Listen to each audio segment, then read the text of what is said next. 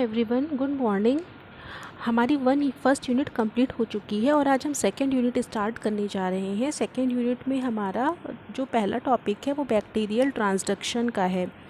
Transduction अच्छे से आप लोग आज क्लियर कर लीजिए। इसमें मैंने बहुत ज़्यादा थ्योरी पार्ट नहीं किया हुआ है क्योंकि बहुत ज़्यादा लिखा रहता है तो उसको समझना याद करना प्रॉब्लम हो जाती है उसमें। कई लोग नहीं उसको याद रख सकते, तो आज के लेक्चर में मैंने कम से कम लिखा हुआ है और जितना लिखा है उसको मैं समझाऊंगी भी, तो अच्छे से इसको देखिएगा आप लोग। ट्रांसडक्शन क्या होता है और किस तरह से होता है, कितने टाइप का होता है, ये आज हम डिस्कस करेंगे।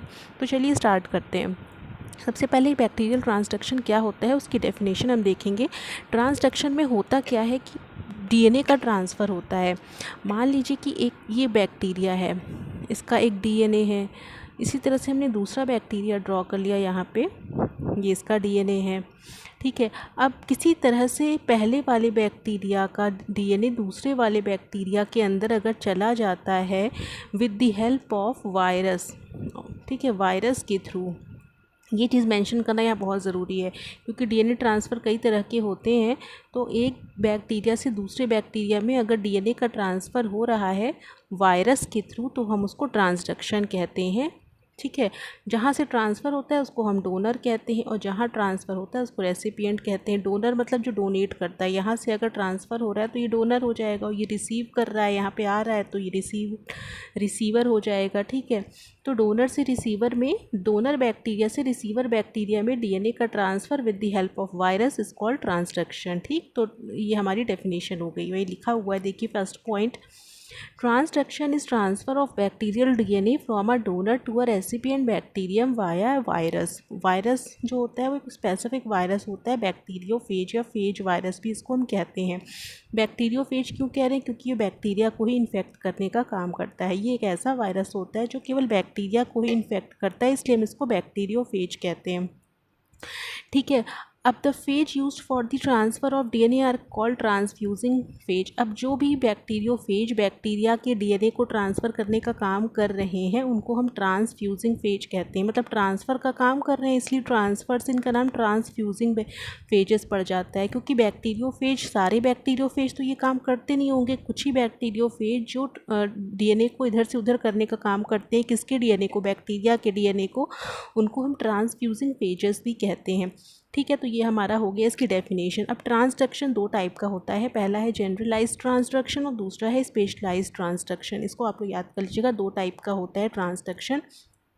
तो पहले जनरलाइज्ड ट्रांसडक्शन हम देखेंगे क्या होता है, इसकी प्रोसेस। ये है हमारा जनरलाइज्ड ट्रांसडक्शन।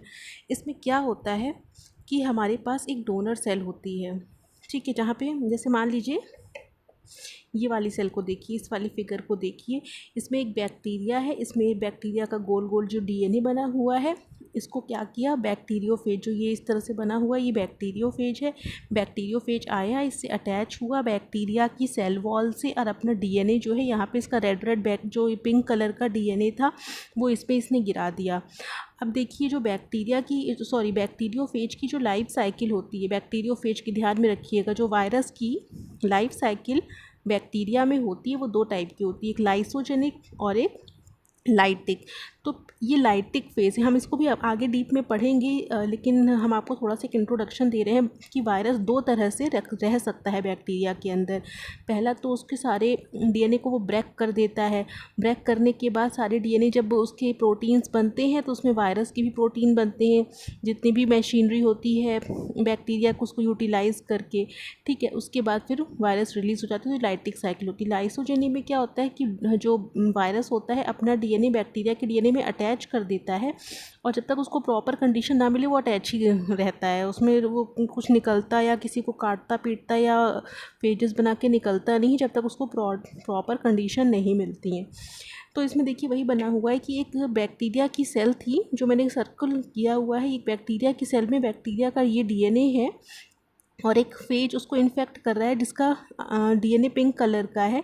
जो फेज का डीएनए बैक्टीरिया के डीएनए के अंदर आया तो दूसरी प्रोसेस ये हुई कि उसने बैक्टीरिया के डीएनए को काट करके छोटा छोटा पीसेस में कर दिया।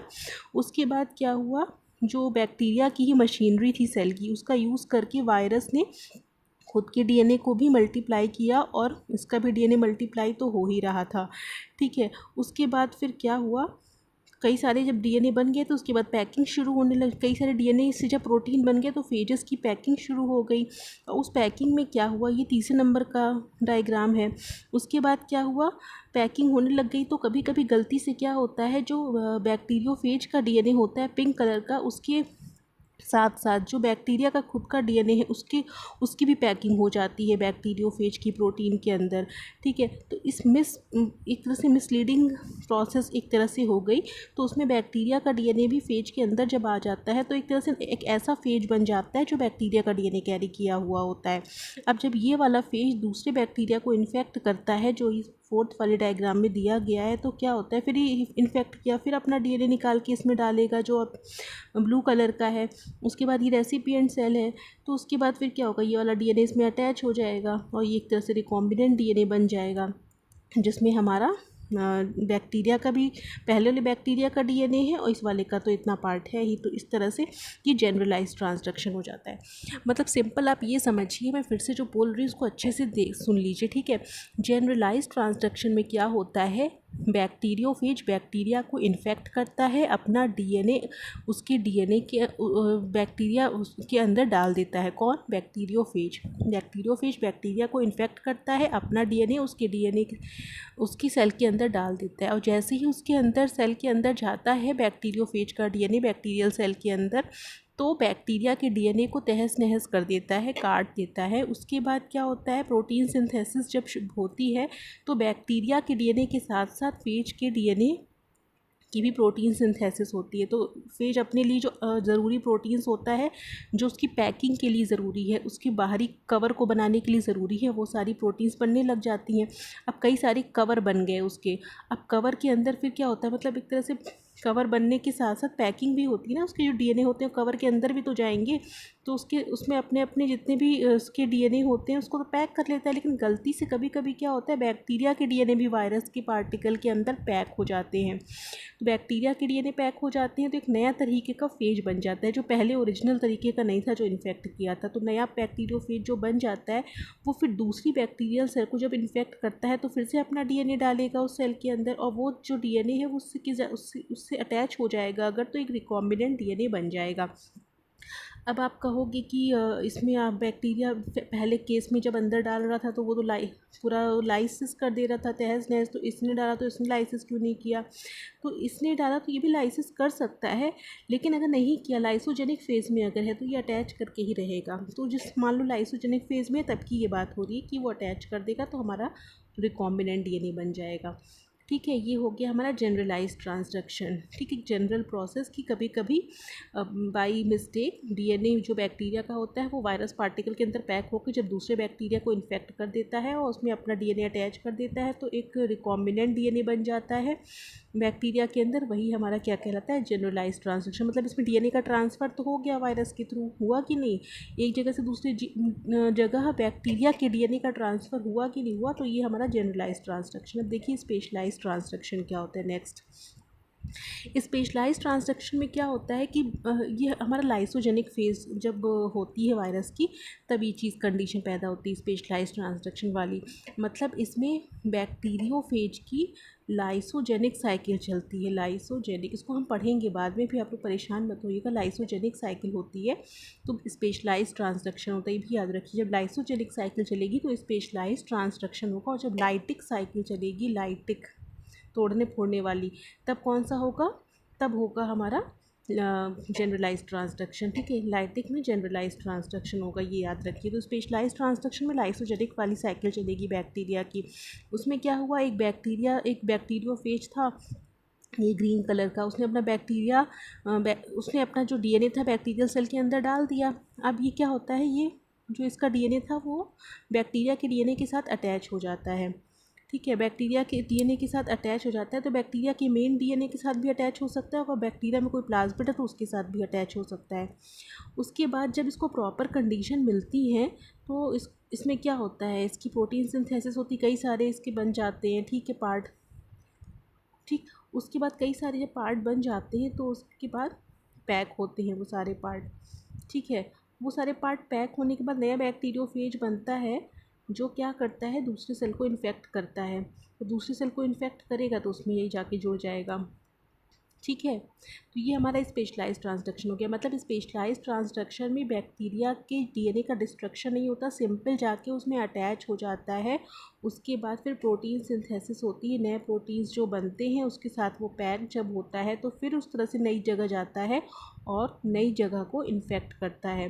ठीक है, तो ये हमारी प्रोसेस हो गई स्पेशलाइज्ड ट्रांसडक्शन की। मीन्स स्पेशलाइज्ड ट्रांसडक्शन में हमारा मेन हुआ क्या, देखिए अब किस तरह से ट्रांसफ़र हो रहा है मैं आपको ही समझा दे रही हूँ। जैसे मान लीजिए ये वाला कंडीशन था, इसमें बैक्टीरिया का डीएनए इस तरीके का था। ठीक है, इसको जो मैं बना रही हूँ उसको देखिए, बैक्टीरिया का डीएनए इस तरह का था। उसमें क्या किया, वायरस ने अपना डीएनए अटैच कर दिया। मान लीजिए इतने साइड, इतने पोर्शन में वायरस ने अपना अटैच कर दिया। ठीक है, अब इसी तरह से अटैच रहा। उसके बाद जब वायरस को अपनी प्रॉपर कंडीशन मिली तो क्या होगा, वायरस का जो ये वाला वायरस का बैक्टीरिया था वो अपने आप को सेपरेट करके लाइटिक मतलब फेज़ में आने की कोशिश करेगा। तो उस टाइम पे क्या होता है कि ये वाला पार्ट जो होता है बैक्टीरियोफेज का, ये अलग होता है। तो बैक्टीरिया कभी कुछ पार्ट कभी कभी लेकर के अलग हो जाता है। तो मान लीजिए ये अलग हुआ, ठीक है, अपना अलग क्यों होगा, अपनी प्रोटीन सिंथेसिस करने के लिए या मान लीजिए लाइटिक फेज़ में आने के लिए। उस कंडीशन में क्या होगा, एक सेकेंड, जैसे मैंने बनाया था कि एक सेल ऐसी है, मान लीजिए बैक्टीरिया की दूसरा डीएनए ये वायरस का यहाँ पे अटैच हो गया। उसके बाद क्या होगा, जब वायरस कभी कभी अलग होता है पार्ट, मान लीजिए इतना पार्ट अलग हो जाता है, कभी कभी पार्ट तो इतना ही अलग होना चाहिए लेकिन अगर इतना पार्ट अलग हो जाता है तो उसमें कुछ पार्ट किसका आ जाता है, बैक्टीरिया का भी आ जाता है। अब जब इसकी प्रोटीन बनेगी इस बड़े वाले पार्ट की तो उसमें बैक्टीरिया का डीएनए भी अटैच रहेगा। प्रोटीन बनेगी तो उसके बाद जो पैकिंग इतने वाले पार्ट की हो जाएगी तो एक तरह से एक नया टाइप का बन जाएगा बैक्टीरियोफेज। और वो जब दूसरे बैक्टीरिया को इन्फेक्ट करेगा तो ये वाला जो पार्ट अलग से ऐड हुआ था वो दूसरे बैक्टीरिया में चला जाएगा। तो इस तरह से भी ट्रांसफ़र हो जाएगा बैक्टीरिया के डीएनए का एक बैक्टीरिया से दूसरे डीएनए में with the help of phase. तो ये भी दोनों ही प्रोसेस बाई मिस्टेक से ही बनते हैं और ट्रांसफ़र होते हैं। तो स्पेशलाइज्ड ट्रांसडक्शन लाइसोजेनिक फेज़ में होता है और जनरलाइज्ड ट्रांसडक्शन होता है लाइटिक फेज़ में। एक बार देख लीजिए, इसमें लिखा हुआ है जो उसको मैं फिर से एक बार बता दे रही हूँ कि phase DNA integrates into the chromosome. पहला ये वाला पार्ट हो गया आपका, पहले तो फेज का डीएनए आया और इंटीग्रेट हो गया बैक्टीरिया में। उसके बाद prophage de integrates and picks a piece of bacterial chromosome.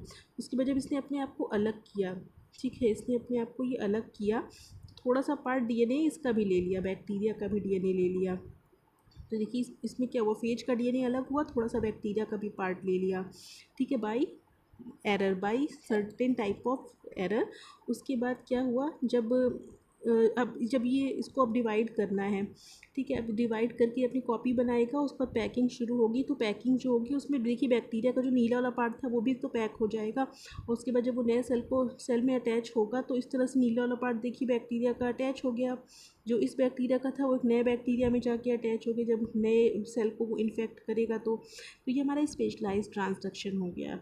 ठीक है, स्पेशलाइज्ड ट्रांसडक्शन जनरलाइज्ड ट्रांसडक्शन में आप लोग को डिफरेंस समझ में आ गया होगा, एक लाइटिक साइकिल के दौरान और एक लाइसोजेनिक साइकिल के दौरान बनता है। ठीक, अगर इसमें ज़रा सा भी कन्फ्यूजन आपको हो रहा है, ठीक है, तो आप मुझसे पूछ सकते हैं आज के आज ही। ठीक है, कहीं भी कोई भी कन्फ्यूजन हो रहा है, स्टार्टिंग से नहीं समझ में आया तो भी आप मुझे बता सकते हैं, मैं फिर से उसको एक्सप्लेन कर दूँगी।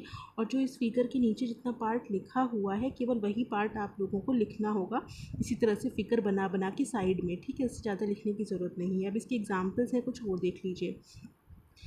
अब इसमें जनरलाइज ट्रांसडक्शन का एग्जाम्पल है transfer of a good example of generalized transducing phage is P1 which can transduce E. coli DNA to numerous gram negative bacteria। एक फेज P1 होता है जो E. coli के DNA को दूसरे ग्राम निगेटिव बैक्टीरिया में ट्रांसफ़र करता है। ठीक है, एक एग्जाम्पल हो गया फेज P1। उसके बाद एक लैम्बडा फेज होता है। लैम्बडा फेज जो होता है वो स्पेशलाइज्ड ट्रांसडक्शन का एक टाइप है। E. coli phage lambda is a classic example of specialized transducing phage that integrate its DNA precisely between operons, encoding enzymes responsible for galactose and biotin utilization in the E. coli chromosome। ये आपका specialised transduction का एक तरह से example है जिसको आप लिख सकते हैं। ठीक है, दोनों एग्जाम्पल आपको दिए हुए हैं। तो जो एक लैम्बडा फेज होता है वो एक क्लासिकल एग्जाम्पल है जो DNA में प्रिसाइसली इंटीग्रेट हो जाता है बिटवीन ओपेरॉन्स कहाँ पे अपने आप को ये ऐड करता है, गैलेक्टोज और बायोटिन जीन्स के बीच में, ठीक है। जो गैलेक्टोज का जीन होता है और बायोटिन का जीन होता है उसके बीच में जाके वो डीएनए इंटीग्रेट हो जाता है, उसको हम कहते हैं स्पेशलाइज्ड ट्रांसडक्शन का एग्जाम्पल है, इसको आप लोग बार देख लीजिएगा। तो आज के लिए इतना ही रखते हैं। ट्रांसडक्शन आपका आज खत्म हो गया। ट्रांसडक्शन के दो टाइप खत्म हो गए। और ट्रांसडक्शन मेनली है क्या, transfer of bacterial DNA from one bacterium to another bacterium via a phage या बैक्टीरियोफेज, ठीक है। तो ये आप एग्जाम्पल याद रखिएगा इसके, और इसकी डेफिनेशन याद रखिएगा। कोई प्रॉब्लम हो तो पूछ लीजिएगा आज ही आप लोग, कोई भी किसी को भी कहीं भी दिक्कत आ रही हो तो, और इसको लिख लीजिएगा, मैं नोट्स भेज दे रही हूँ आप लोगों को। Okay, thank you.